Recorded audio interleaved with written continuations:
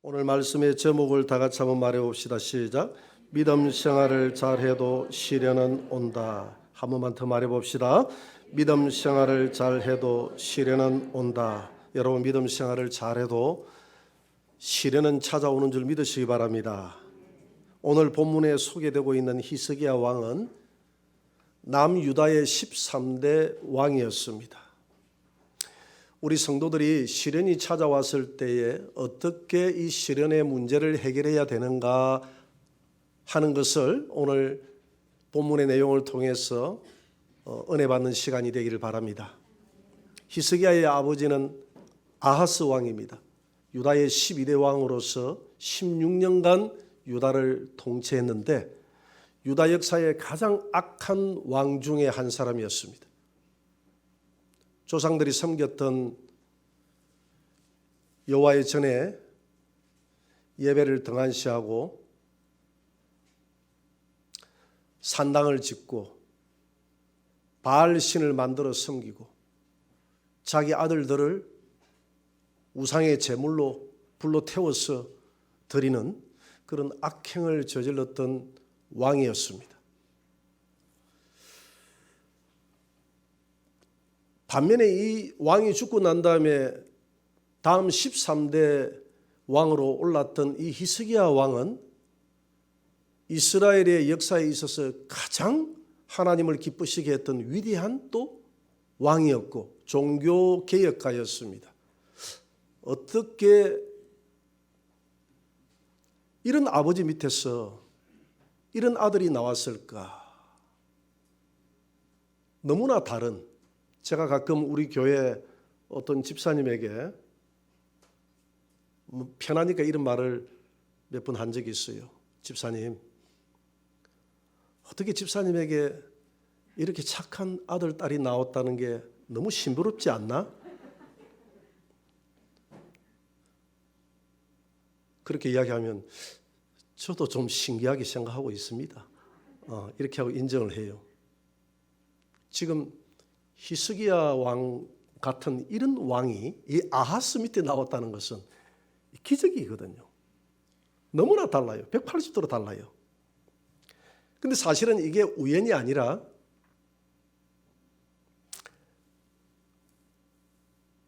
히스기야의 어머니의 영향이었습니다.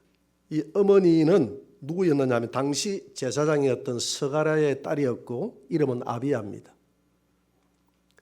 그러니까 이 아비야 제사장의 딸과 왕자 아하스가 결혼을 한 것이죠.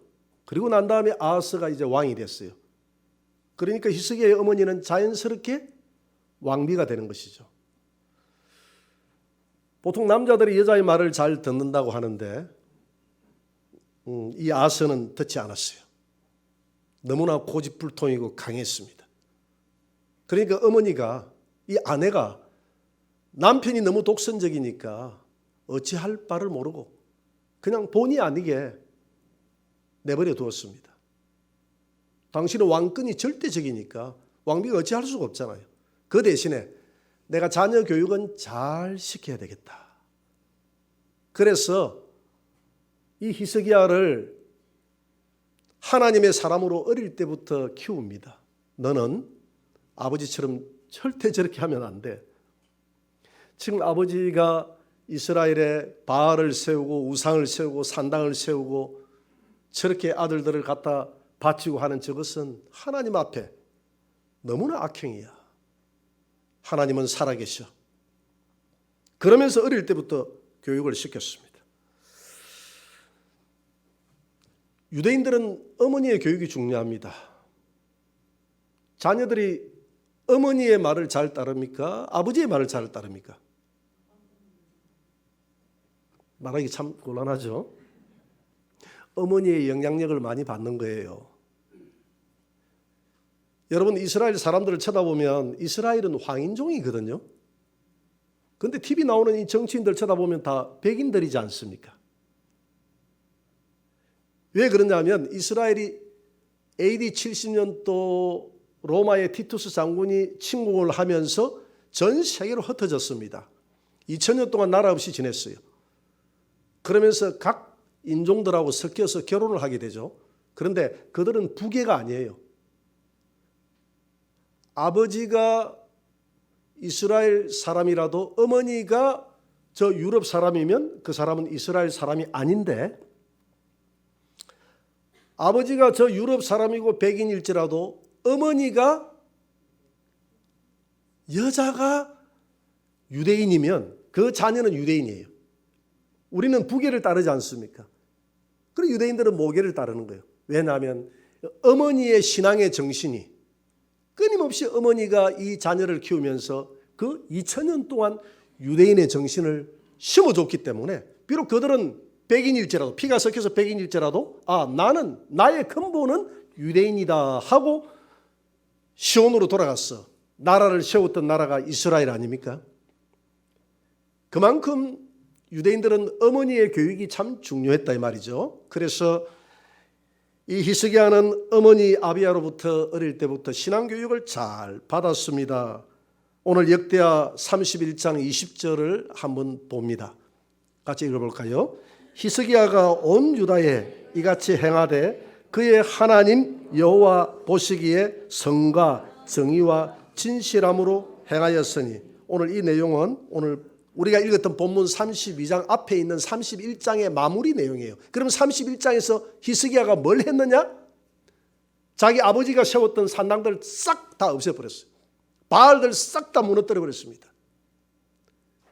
그리고 예배당 안에 있던 많은 쳐버렸던, 그리고 예배당 안에 거미줄 이렇게 쳐져 있고 막 더러워져 있는 이것을 전부 청소하고 바깥으로 내었던 물건들을 다 제자리 위치시키고요.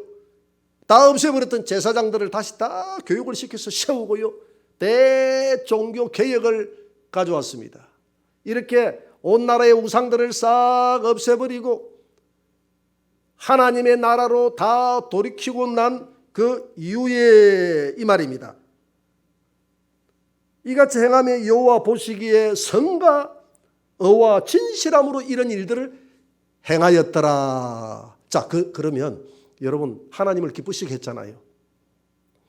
이런 일들을 할 때 히스기야가 가볍게 했겠습니까? 얼마나 정적들이 많았겠어요. 아니, 우상들을 섬기면, 그 우상들을 치우면 거기에 우상들의 제사장도 있을 것이고 섬기는 많은 사람들이 있을 것이고 거기에 밥줄이 날아가고 그들을 섬겼던 종교가 날아가고 하는데 사람들이 가만히 있겠어요? 얼마나 저항하겠어요? 이런 저항하는 모든 무리들을 다 제압하고 이렇게 했으면 암살의 위험도 있었을 것이고, 그런 위험을 무릅쓰고 하나님 앞에 충성을 했으면 하나님께서 히스기야에게 뭘 줘야 됩니까? 예? 복을 주는 게 당연하잖아요. 그죠? 그건 당연한 성경적인 논리지 않습니까? 하나님 앞에 이렇게 충성되어 일했으니까 복을 주는 게 너무나 당연합니다. 그런데 32장 오늘 1절에 뭐라고 이야기하느냐 하면 다 같이 한번 읽어봅니다. 이 모든 충성된 일을 한 후에 아수르 왕 사네립이 유다에 들어와서 견고한 성읍들을 향하여 진을 쳐서 점령하고자 한지라. 이 모든 충성된 일, 그러니까 이 모든 충성된 일이라는 것은 히스기야가 바알을 없애고 모든 우상들을 다 없애버리고 하나님의 전을 깨끗하게 하고 제사장들을 세우고 종교개혁을 일으켜서 하나님 앞에 충성되이 일을 하고 난 그 결과가 뭐냐? 결과가 복이 아니라 결과가 18만 5천 명이나 되는 당시에 가장 큰 제국의 아수르의 사네립이라는 이 왕이 병사들을 데리고 와서 이스라엘을 침공했다 이 말입니다. 여러분 18만 당시 5천이라고 하면 지금으로 이야기하면 100만 대군이에요. 100만 대군을 데리고 와서 물밀처럼 노루처럼 그 병력들을 데리고 와서 이스라엘을 썰어버리려고 하는 거예요. 이 얼마나 허탈합니까? 한번 지도를 한번 떼어주시기 바랍니다. 여러분 아수르가 어딘지 한번 봅시다.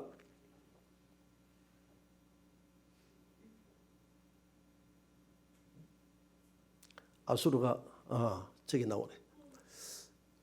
저 유프라데스 강, 티그리스 강을 끼고 있는 지금의 이라크입니다.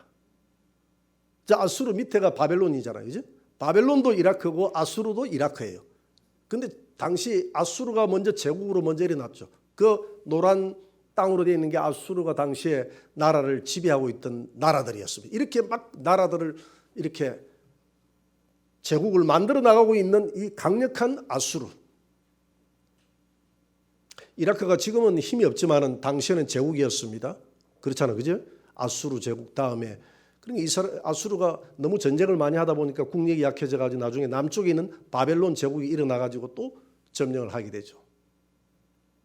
저 나라의 아수르 나라의 사내립이 18만 5천 명이나 되는 그 병력들을 거느리고 쳐들어왔다 이 말입니다. 자, 이 정도 됐으면 이제 어떤 소문이 나겠어요? 백성들이 뭐라고 이야기하겠습니까? 야, 저 산당들 다 없애고 우리 섬겼던 신들 다 없앴더니 꼴 좋다. 이렇게 이야기하는 사람 아니겠어요? 안 그렇겠어요? 보라, 우리의 신들을 다 없애고 나니까 우리의 신들이 노해해가지고 히스기야를 가만두지 않으려고 한다. 이렇게 이야기하지 않겠습니까?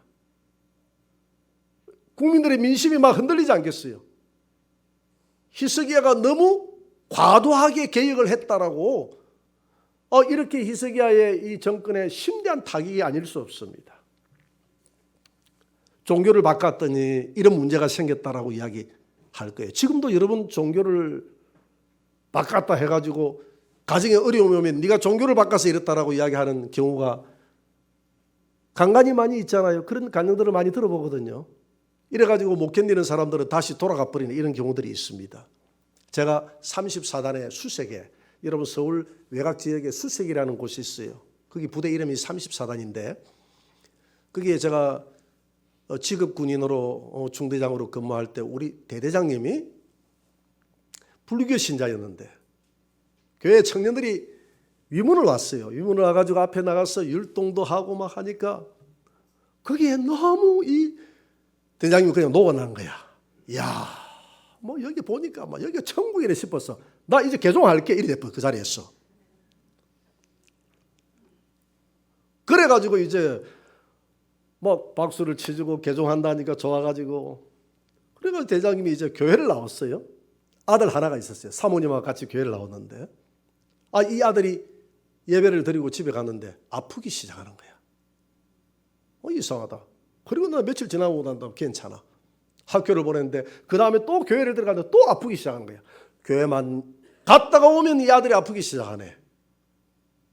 그때는 어떻게 해야 됩니까? 예? 이 아들을 절에서 작정 기도해가지고 불공을 들여가지고 정성스럽게 낳았던 아들이 돼요. 귀신이 가만 안 둘려가죠. 그때는 이 더러운 귀신아 장난치지 말고 나가라. 이렇게 하면 되잖아요. 되는데 그 부대의 목사님이 좀 군목이다 보니까 군목들이 다 좀 오래되면 아주 노련하신데 어찌됐든 이 목사님이 신방을 찾아가서 대대장님 조금 쉬십시오. 교회 나는 거 좀 쉬라 그랬어. 조금 쉬었다가 이런 현상이 조금 잠잠하고 나면 나중에 교회 오십시오. 중요한 것은 지금도 쉬고 있다는 겁니다. 모르겠어요. 이제 휴가를 끝내고 이제 교회 다니는지는 모르겠는데 여러분 이런 일들이 많이 있잖아요. 종교를 바꾸고 나니까 이런 일들이 생겼다. 그분들의 생각에 종교를 바꾸고 나니까 이런 우환들이 내 자식에게 찾아왔다. 이렇게 생각하는 거예요. 이 마찬가지로 히스기야도 마찬가지죠. 이런 지금 하나님 앞에 충성해서 아버지가 섬겼던 이 종교, 잘못된 종교를 다시 하나님을 섬기는 종교로 바꿨는데 온 국민들은 그렇게 생각 안 한다 이 말입니다.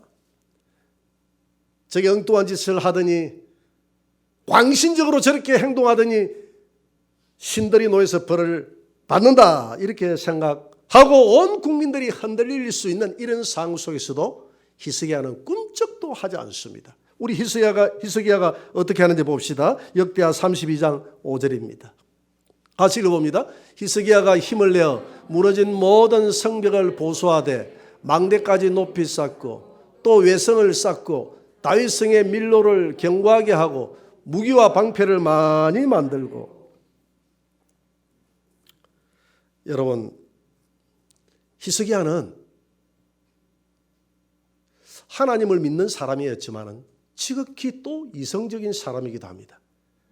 하나님을 믿기는 믿되 그냥 막무가내로 믿는 것이 아니라 하나님이 히스기야에게 주신 모든 이 이성과 또 이 지혜를 잘 활용합니다. 그래서 예루살렘 그 성안 위에는 조금 언덕인데 신기하게도 기혼 샘을 비롯해서 많은 물샘들이 있었어요. 이 물샘들이 아래로 흘러내려갔거든요.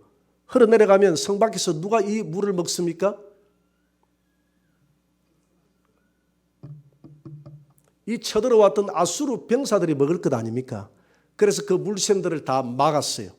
아수르 병사들 물 못 먹게.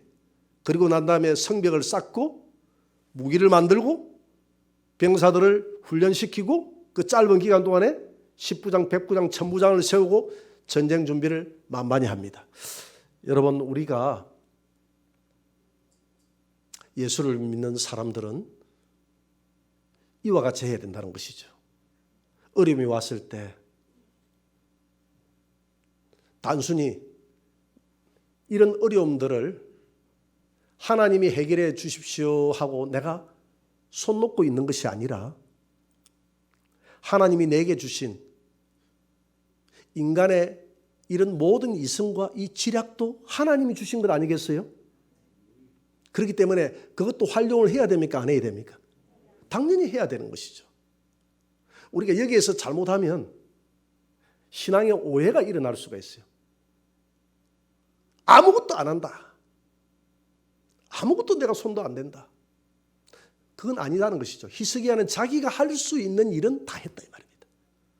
감나무가 딱 있어서 위에 익은 감이 있어.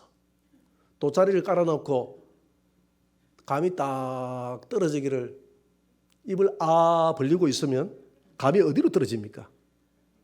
감이 눈티로 떨어지죠. 그죠? 그러면 눈티가 밤티가 됩니다. 우리 경상도 사람들은 무슨 말인지 알아들을 거예요. 한 10년만 살면 다 알아들을 거예요.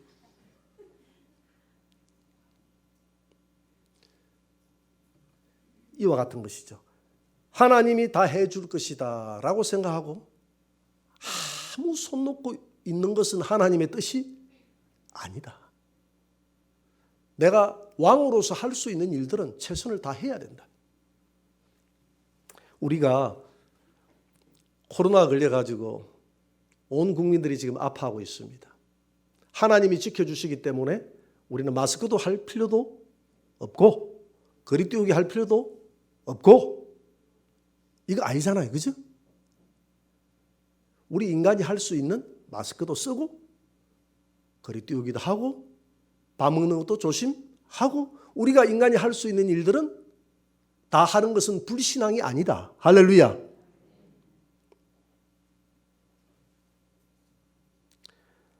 그러면서 역대하 32장 7절 8절에서는 히스기야는 이 이스라엘 병사들에게 이렇게 이야기를 합니다. 다 같이 너희는 마음을 강하게 하며 담대히 하고 아수르 왕과 그를 따르는 온 무리로 말미암아 두려워하지 말며 놀라지 말라. 우리와 함께 하시는 이가 그와 함께하는 자보다 크니 그와 함께하는 자는 육신의 팔이요 우리와 함께 하시는 이는 우리의 하나님 여호와시라. 반드시 우리를 도우시고 우리를 대신하여 싸우시리라 하며 백성이 유다 왕 히스기야의 말로 말미암아 안심하니라. 만약에 히스기야가 여러분들이 걱정하지 마세요. 이제 우리가 무너진 성벽을 우리가 보충을 했고 장비도 전투 금도 많이 만들었고 방패도 많이 만들었고 우리가 물샘도 막았고 했으니까 우리가 저들을 이길 수 있습니다. 이렇게 했더라면 백성들이 히스기야를 불신했을 거예요. 왜냐? 우리 백성들은 생각이 없나요? 다 생각이 있잖아요. 전투력을 비교해 보면 당시에 18만 5천 명이다 하면 제가 조금 전에 했잖아요. 100만 대군이다. 그때 당시에 18만 5천 명이라는 병력이 쳐들어왔다는 것은 상상이 안 되는 병력입니다. 상상이 안 되는 병력이에요. 우리나라가 60만 대군인데 우리나라 60만 대군이 다 쳐들어간 거예요. 그렇게 보면 되는 거예요. 그런데 예루살렘 성 안에 있는 이 조그만 병력 가지고 우리가 단도리를 단단히 했으니까 이길 수 있다 이렇게 했으면 웃기는 소리 하네. 우리 다 죽으라는 이야기지. 어떻게 고향 앞에 우리가 진대 어떻게 이기냐.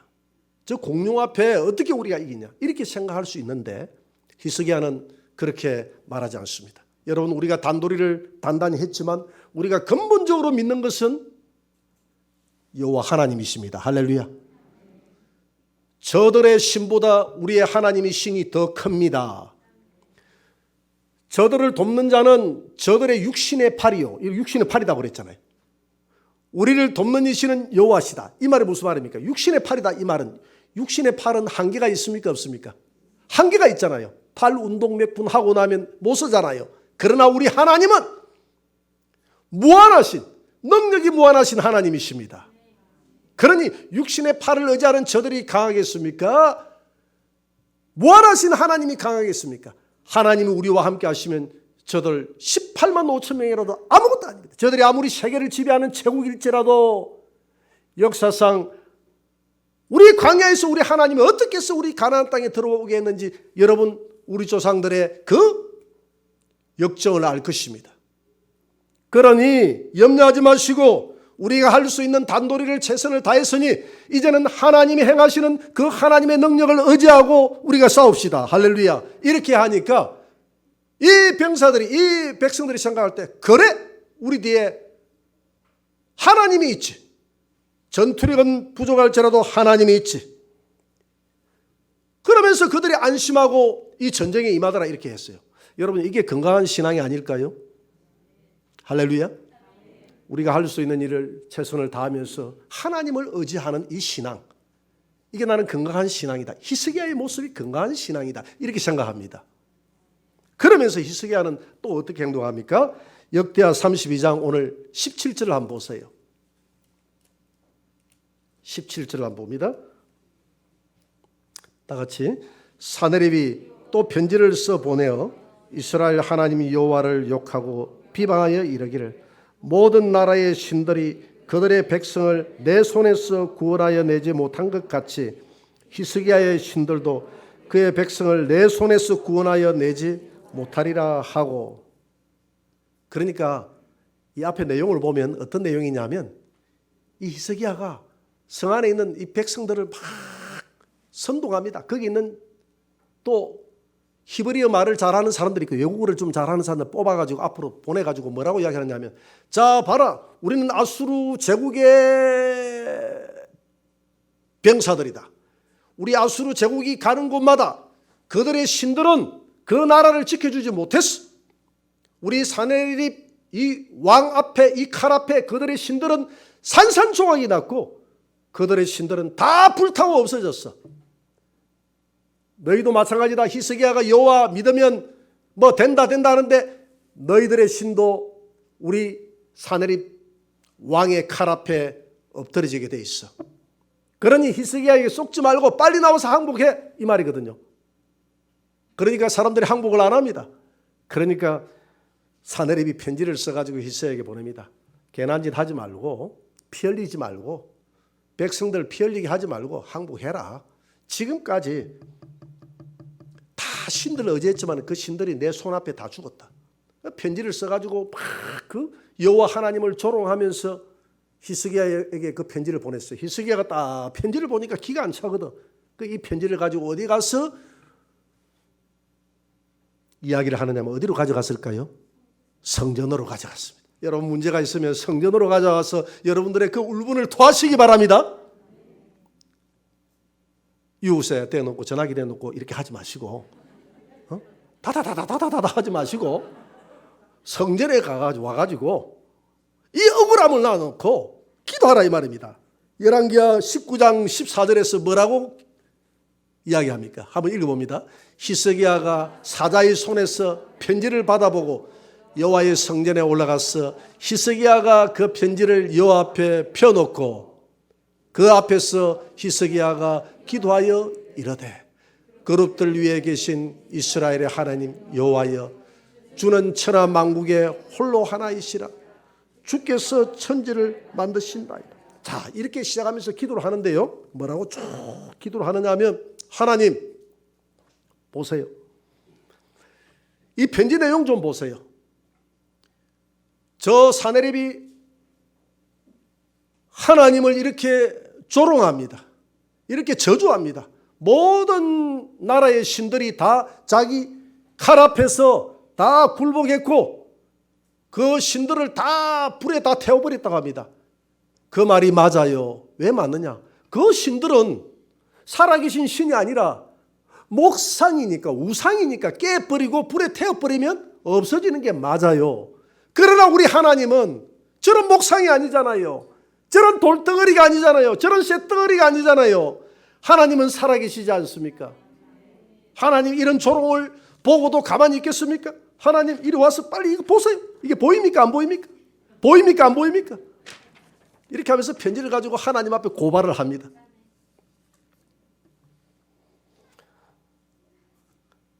그리고 난 다음에 역대하 32장 20절입니다. 20절을 한번 보세요. 다 같이. 이러므로 히스기야 왕이 아모스의 아들 선지자 이사야와 더불어 하늘을 향하여 부르짖어 기도하였더니, 이게 지혜예요. 여러분, 내 혼자 어려움을 당할 때 기도하지 마시고 기도의 동력자를 반드시 구하세요. 기도해 달라고 누군가 부탁하면서 미안해해요. 그래도 그 사람 지혜로운 사람이에요. 기도를 그렇게 부탁하면 한마디라도 기도하게 돼 있어요. 어려움이 있으면 두세 사람이 모여서 기도하면 하나님이 더 잘 들어준다 그랬거든요. 모세가 기도할 때 혼자 기도하지 않았어요. 아론과 훌의 기도의 동력자와 함께 손을 올리고 하나님을 향해서 기도했다 이 말입니다. 히스기야는 믿음의 사람 이사야와 더불어 함께 합심해서 하나님 앞에 간절히 하늘을 향해서 부르짖어 기도하였더니, 부르짖어 간절히 소리내서 기도했다고 이렇게 이야기를 합니다. 그랬더니 하나님께 응답이 내려왔어요. 열왕기하 19장 35절입니다. 다 같이 35절. 이 밤에 여호와의 사자가 나와서 아수르 진영에서 군사 18만 5천 명을 친지라. 아침에 일어나 보니 다 송장이 되었더라. 할렐루야. 천사 하나가 18만 5천 명을 다 죽여버렸어요. 천사 하나가 와가지고 사자가 나와서 단수를 쓰잖아요. 사자가 나왔어. 사자들이 아니라 사자가 나왔어. 단숨에 다 18만 5천 명을 송장으로 다 만들어버렸다 그랬어요. 이게 하나님의 역사인 줄 믿으시기 바랍니다. 또 역대하 32장 21절에는 좀 더 세밀하게 설명하고 있습니다. 제가 읽어볼게요. 여호와께서 한 천사를 보내어 아수르 왕의 진영에서 모든 큰 용사와 대장과 지휘관들을 멸하신지라. 아수르 왕이 낯이 뜨거웠어. 그의 고국으로 돌아갔더니 그의 시내 전에 들어갔을 때에 그의 몸에서 난 자식들이 칼로 쳐가지고 아버지를 때려 죽였더라. 여러분, 그것도 자기 신전에 들어갔어. 그러니까 당시는 신과 신의 전쟁이었거든요. 이스라엘 백성들이 왜 그렇게 다른 나라의 신들을 그렇게 열렬하게 섬기느냐 하면, 하나님을 믿으면 왜 우리가 바벨론의 포로가 돼야 되지? 왜 페르시아의 포로가 돼야 되지? 페르시아의 신이 더 강하구나. 이래서 페르시아의 신을 섬겼다 이 말입니다. 애굽의 신이 더 애굽 사람들이 잘 살고 애굽 사람들이 더 부유하고 부강하니까 애굽의 신들을 섬겼다 이 말입니다. 금송아지를 섬겼다 이 말입니다. 이해가 되죠? 당시에 신들이 복을 주었다고 생각하기 때문에. 왜 바알을 그렇게 섬겼느냐? 두로와 시돈 지역에 있는 사람들이 나라는 작지만 잘 살았거든요. 바알 신이 하늘에서 비를 줬어. 날씨를 잘 농사 잘 되게 해서 이렇게 했다라고 믿었기 때문에 여호와 플러스 바알 신 하면 이건 정말 됐다. 부족한 점을, 여호와의 부족한 점을 바알 신 채워주면 됐다. 이렇게 해가지고 혼합신을 섬기는 거예요. 그들의 사상이 그렇게 된 겁니다. 그래서 당신은 전쟁을 하면 신이 강한 쪽이 신이 약한 쪽을 이기는 거예요. 그래서 아수르의 신이 강하다고 생각했기 때문에 그들의 신을 의지했던 그 신상 앞에서 이 사내립이 깨꾸라지도록 만들어버렸다 하나님의 말입니다. 너의 신은 아무것도 아니다는 겁니다. 여호와 앞에. 믿으십니까? 그리고 난 다음에 역대하 32장 22절입니다. 같이 읽어봅니다. 이와 같이 여호와께서 히스기야와 예루살렘 주민을 아수르 왕 사네립의 손과 모든 적군의 손에서 구원하여 내사 사면으로 보호하시매 여러 사람이 예물을 가지고 예루살렘에 와서 여호와께 드리고 유다 왕 히스기야에게 드린지라.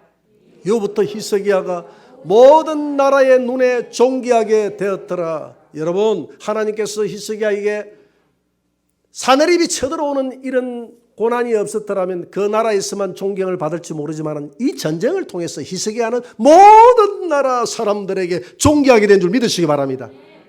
환란의 결과가 이와 같다는 것이죠. 그러니까 이 환란은 히스기야를 무너뜨리고 히스기야를 망하게 하려는 환란이 아니라 충성을 다, 이 모든 충성된 일을 다한 후에 아수르 왕이 쳐들어왔다는 것은 하나님께서 히스기야를 높여주기 위한 하나의 제물로 아수르 왕을 삼은 줄 믿으시기 바랍니다. 이와 같이 환난과 시련이라는 것은 여러분들을 무너뜨리기 위한 시련이 아니라 하나님 앞에 이렇게 신실하게 했는데 왜 내게 이런 환난이 옵니까? 하나님의 영광을 보기 위한 시련인 줄 믿으시고 오늘 히스기야 왕처럼 끝까지 하나님의 영광을 보기 위해서 더 기도하고 더 하나님을 의지하시기 바랍니다. 사람들이 여기에서 다 주저앉습니다. 이 환난이 크니까 여기에서 다 주저앉고 종교를 바꾸고 하나님 앞에 기도해도 소용없다 하고 하나님 원망하고 이렇게 주저앉아 버려요. 여러분, 고난이 없는 열매는 위험합니다. 여러분, 이런 환난을 통해서 우리가 다듬어져 가는 거예요. 하나님은 이런 환난을 통해서 온 이스라엘 백성들이 하나님의 영광을 보기를 원했습니다. 하나님을 섬기면 어떻게 되는가를 보기를 원했다 이 말입니다. 그들이 우상의 모든 뗏물을 버리기를 원했어요. 그래서 이런 일들을 하나님이 허용했다 이 말입니다. 여러분, 예수님의 영광이 그냥 얻어지는 영광이 아니었잖아요. 빌립보서 2장 9절 10절에 보니까 우리 예수님이 이 땅에 십자가를 지시고 침뱉음을 당하시고 옷을 딱 벗기시고 채찍에 맞으셔서 하나님으로서 수치와 그 고난을 다 짊어졌기 때문에 하나님께서 이 예수님을 높여서 그 이름을 모든 이름 위에 뛰어난 이름을 주시고 땅 아래에 있는 자들도 그를 높이고 죽은 자들도 높이고 땅 위에 있는 자들 살아있는 우리도 예수님을 높이고 하늘에 있는 자들도 하늘에 있는 천사들도 예수를 높여서 모든 입으로 예수 그리스도를 주라 신하게 만들고 그렇게 높여주시더라. 예수님의 십자가의 고난이 없었더라면 이런 영광도 예수님에게 없는 줄 믿으시기 바랍니다. 여러분, 우리에게 다가오는 이런 고난은 고난 그 자체를 주기 위해서가 아니라 베드로야 걸어오라 할 때 베드로는 베드로 앞에 있는 그 풍랑과 바람과 그 모든 것을 보면서 두려워하면서 주저앉았지만은 그 뒤에 있는 그 예수님을 보지 못했어요.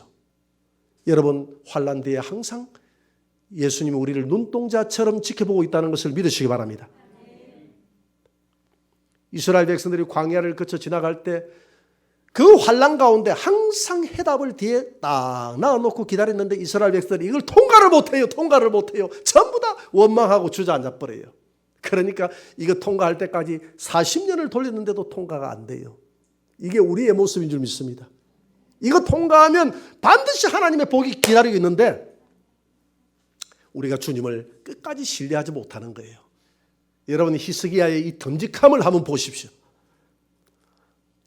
이 히스기야의 우직함을 한번 보자 이 말입니다.